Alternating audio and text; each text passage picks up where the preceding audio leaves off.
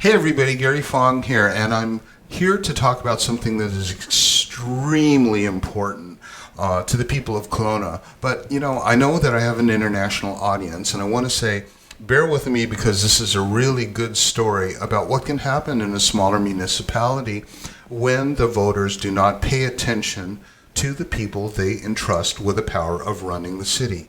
Now, I live in Kelowna, British Columbia, which is just north of Spokane, as the crow flies, straight up north of there, and about 5 hours by car from Vancouver, in a beautiful city that can only really equate to Lake Tahoe of the north. We have a 98-mile-long lake, which is absolutely gorgeous.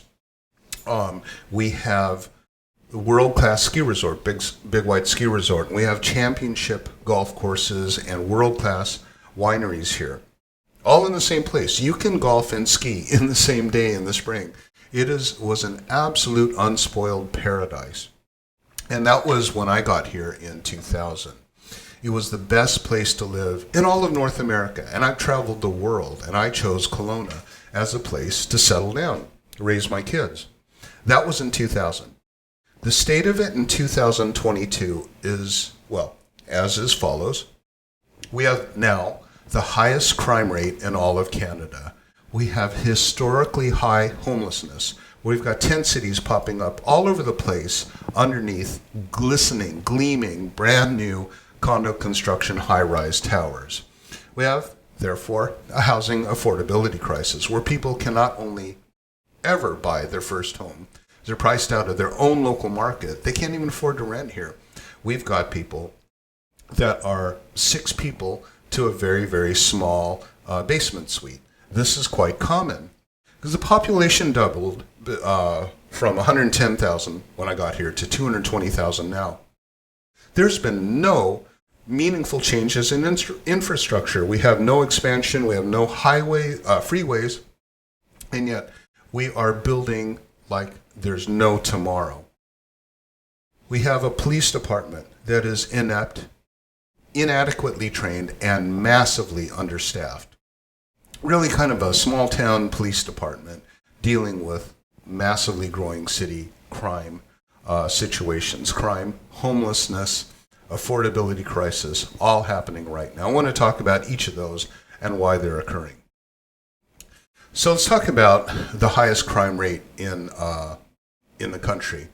Now, one of the interesting things that I saw was the mayor. The mayor was in that last picture, Colin Basran. He's basically the topic of this YouTube, because I want to show you how one person's inept leadership can lead as a catalyst to all of these problems. Let's talk about the police. The Kelowna had the highest crime rate in 2021. Now, Basran disputes this. He says it's number 14. He says that that's because of some wrinkle in the definition that included these high crime cities that surround us and whatnot. But if you look in the news, this is not great for PR, by the way, not really great for tourism. When you're going to go on vacation in the highest crime rate city in all of Canada, I don't think so. And everywhere you looked in the news has the highest crime rate. New figures show Kelowna has a worst crime rate in Canada. Newly, this is August 3, and then so it's now 12,000 cases per 100,000 people. And so what happens every time we look at that statistic, the distance between us and the second highest crime rate city keeps on expanding. We're getting worse and worse by the day. And where does that come from? It comes from a lack of leadership or caring. We also have Kelowna RCMP issues a warning after 5 overdose deaths within 9 hours. So we have a real big problem with law enforcement. We have an issue where if you were a young woman and you were sexually attacked and you went to the police to report it, 40% of the time the police would dismiss it. Now, this was triple any other city. This is triple national average. Unique to Kelowna. The RCMP says, sorry, honey, go take a shower. Just wash yourself off. You probably asked for it. Whatever it was, whatever the culture of we're too cool to care or we don't care, is, where did that come from? It comes from the top. Whenever I see a hotel that's mismanaged or has staff that doesn't really care about the guests, that comes from the general manager. It's about leadership. And when you have a leader that says this, he defended the RCMP while it reviews its dismissal 40% of sex assault cases. He said he trusted the superintendent that the sexual assaults are properly investigated. He didn't even look at it. He just says, yeah, it's fine. We're fine. I trust them. What happened was there was just an outlandish response. People were so mad at him. And so then he went to the press and he apologized for his response to the report on unfounded sexual assaults. When he gets caught, he apologizes. And you can see this pattern repeating over and over again. The Canadian press. The mayor of the Okanagan City has apologized for his initial comments responding to the finding that almost 40% of sexual assault complaints made to the RCMP are dismissed as unfounded or false claims, a rate 3 times higher than the national average. He says, the local number of local sex assault complaints deemed to be unfounded is deeply concerning. Really? It wasn't before you got caught.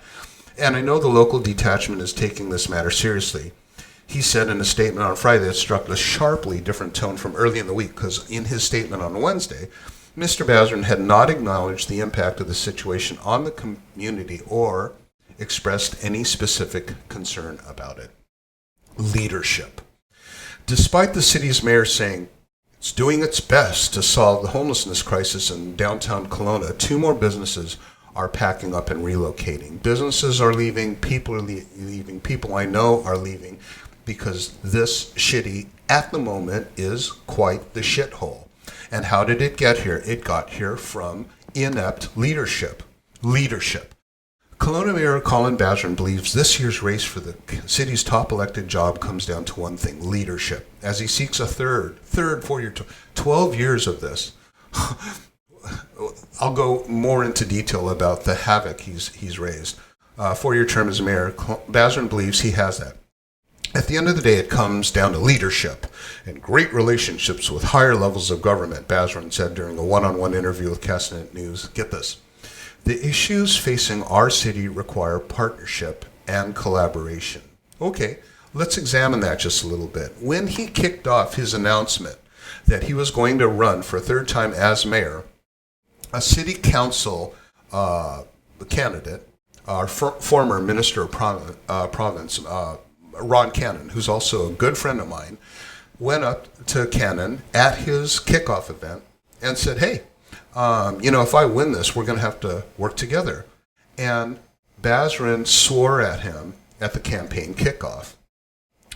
This is how it went. Basran refused to shake his hand. And then Ron said, he told me to leave, to get the fuck out, and he told me to fuck off, Cannon said. Asked by the Daily Courier about the incident after the speech, because the Daily Courier caught it, the reporters caught it, people with phones caught it, it was everywhere. Basran would only say repeatedly that Cannon had not been invited to the event. Ron said there were a whole bunch of other people that just came and showed up, and they weren't invited to the event.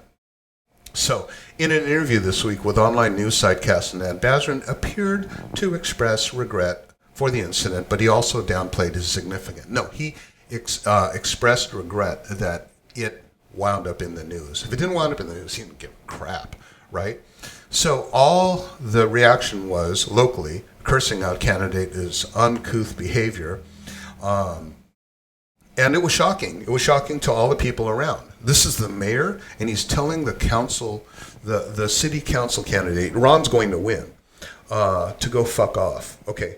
The way that it works in municipal politics is the mayor is kind of figurehead, but also he has veto power over the councils. The council is kind of like Congress or Parliament. You don't just have a figurehead, and you have a committee to kind of make sure that they do everything together, but they can be at odds with each other. So he's got to work with council. He's got to be persuasive to council. And saying to go fuck yourself is probably not going to move important key issues like transportation, housing, food security, things like that. This guy is in so far over his head. I have met so many world leaders of commerce, CEOs. I have never seen a person who is so inept, petulant, angry, spoiled, entitled, who thinks that he's the smartest guy in the room when he's clearly not. And you'll see more examples about what I'm talking about. Then, after all this blew up, Basran said that he intends to reach out to Ron Cannon and apologize. He said he's going to attempt to... Could the incident and my campaign kickoff been handled better? Of course it could have. Do I have some regrets? Absolutely I do. But at the end of the day, I'm human. I make mistakes, and it's certainly not the example I want to set. Basran concluded, saying issues facing the city require strong leadership. There's that word again, leadership. Hey, remember that word. This is the theme of this entire thing. And love this, collaboration with higher levels of government. Something he says he has proven over the last 8 years he can deliver. He can't even deliver it at the announcement of his candidacy. Then, and this is really an interesting thing, when they were talking about the same thing, about relationships with provincial and federal government as a key issue as to why you would want to vote for mayor. He said, as he kind of has memorized, relationships take time to build. They don't happen overnight. And so this was something that he and frontrunner Tom Dyas has got double the poll numbers over Basran. Not really worried about Basran winning because he's at under 19% in the polls, which I'm surprised it's even that high, because I don't know a single person, honestly, in my circle, and maybe other circles, that even think neutral of this guy. Everybody hates him. And while I appreciate that Mr. Dyas, this is what Basran said, and while I appreciate that Mr. Dyas lobbied one time 5 years ago to the federal minister of finance only to protect his own business interests as a result of potential tax changes, the comment drew a loud chorus of boos from those in attendance. As a result of potential tax changes, you need to continue the lobbying. He got booed and laughed at. Leadership. Okay, I like this one here. Maybe just touch on a really great program that I'm proud of that came into existence in my first term as mayor, and that's called the Strong Neighborhoods Program. And that allows people in various neighborhoods to have block parties, to be able to get grants to bring the park and play structures and things to your neighborhood. Because we know that strong neighborhoods where everybody knows each other become more welcoming neighborhoods, they become safer neighborhoods, and there's a sense of community when we bring neighbors together. Flowery words, and so this was Tom Dyas' response. The KLO Resident Association just recently had a situation where it was Meet the Candidates. They set up an organization, a neighborhood party, and the KLO Residents Association applied for that grant. They applied for $2,500 to try to make the event work and were turned down. So it may be there, but it doesn't seem to work very well. Okay, I want you to see something. I want you to look at Basran as Tom Dyas is telling him the thing that he just said was such an amazing thing doesn't work. To try to make the event work and were turned down. So it may be there, but it doesn't seem to work very well. He nods and smiles. Okay. So in the latest polls that have just come out, Basran is running an 18.74%. As an incumbent, this means that you're fired. This means that the people that you hoodwinked or swooned or whatever to try to get the job, the city that you live in now does not trust you. They do not want you to have anything to do with their future. That's what this means. And that's really got to be painful. It's got to really hurt. And so I was wondering why he would run again. Because when he won the second time, he said, re-election win came at a cost, says Basran, smiling outside, agonizing inside. Kelowna Mayor Colin Basran says his re-election campaign and subsequent victory presented an emotional mix of contrast. This campaign was the worst experience of my life. Okay, why is he running again? Because of his relationship with developers, and I'm going to go into this in a good chunk of detail. Back in 2018, it was revealed that Basran approved a 33-story hotel for downtown Kelowna, along with 5 of his council members. The allegation surfaced after the council voted 5-2 in favor of the development proposal, despite a strong recommendation of non-support from the city's planning staff. Now, the planning staff is the people that basically plan the infrastructure, the feasibility of the building, they issue the permits, and they said, no, don't do it. And yet, Basran voted yes, and 5 of his council members. The council members were Brad Seaman, Luke Stack. I don't know if these guys are running, but I'm going to take that list with me. Make sure that you don't vote for them. Gail Given and Mohini Singe all voted in favor of the project. All received campaign contributions from Westcorp. I want you to remember this name, Westcorp, because it's going to pop up quite a bit. Both Charlie Hodge and Ryan Don, the 2 that voted no, did not receive contributions from Westcorp, although it's not clear if any were offered. Basran says no one on council did anything illegal. Now remember this name, Westcorp, okay? Plans to build high-rise hotel on downtown Kelowna waterfront moving ahead. Westcorp's proposed 33-story luxury waterfront hotel is going to be coming to Kelowna. One Water is part of a high-rise boom in Kelowna. Besides 1151 Sunset, construction is also underway on a 12-story condo.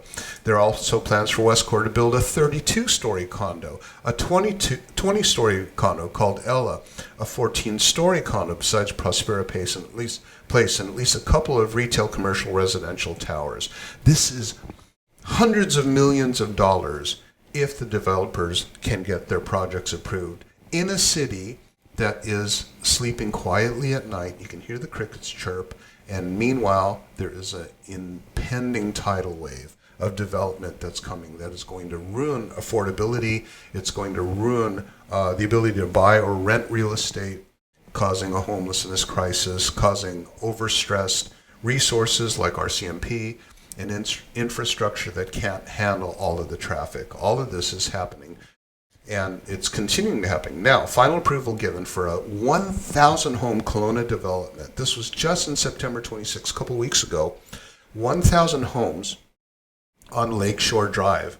Lakeshore Drive runs along a lake. I live on Lakeshore Drive, and guess how many lanes we have going up and down that street to downtown? 2 lanes. 2 lanes. But what's going to happen at 9 o'clock? When 1,000, more than 1,000, because there's 1,000 homes, so thousands of people are going to come out of this. We've already got roadblocks we've already got bad traffic on Lakeshore. 1,000 homes, they're going to go, to work? And they're going to go down this 2-lane road. Why is that happening? Well, let's examine this further. Kelowna's mayor has been renting waterfront home from one of BC's biggest developers. So this article goes on to say that he's been renting a multi-million-dollar home for the past 2 years from one of the largest developers in British Columbia. I heard through the grapevine that he's actually living in it for free, and he's since moved because I'm sure that this controversy got out. Kelowna Mayor Basran has been renting a multi-million-dollar waterfront home. It's one of the city's heritage homes, 4,218 square foot home on the water, 4 bedrooms and 5 bathrooms. The house next door sold for under $4 million. The owner of the home is a company, Reservoir Limited, currently involved with several large BC development companies. And so there's no way Basran could ever live there because the salary for a mayor, the take-home pay is only $6,000 a month. So, but you get to live in a $4 million-ish home on the water. Not bad. So about that development, Colin, just wondering, which way do you think you're going to go on that vote? See how this works? It's now starting to crack and have fissures. One of his own developer donors, a past campaign donor, questions Kelowna Mayor Colin Basran's suitability for leadership. There's that word, leadership. Now this man, Bellamy, who owns Bellamy Homes, contributed $3,000 to Basran in 2017 in the lead up to his 2018 municipal election run. His contribution, Bellamy's, was one of $20,000 donated to Basran, but was not declared because the money was spent in 2017, Basran said, saying that he was unaware of a requirement to notify Election BC of these contributions. Really, contributions to put you in office, but you didn't know that you're supposed to tell the people in Elections BC. Okay, then when it got out in all the news, he said he has no need to say how he spent the money that he got outside of the campaign. He says, Kelowna Mayor Colin Basran is not about to tell the general public where he spent tens of thousands of dollars in campaign contributions. So you want to vote this guy in? Are you kidding? Do you go around the house slamming the door on your own knuckles? I got more. Okay. So when that came out, the news came out, an elected candidate who fails to file a supplementary report within those 30 days could lose their seat and be disqualified from running in the next election. So, Basran, look at the pouty face. We made a mistake, admits Kelowna Mayor Colin Basran. But he downplays the seriousness of the oversight that's generated controversy. I want to add so much controversy since it was made public last week. The mayor suggests it will be cleared up by providing some paperwork to Elections BC.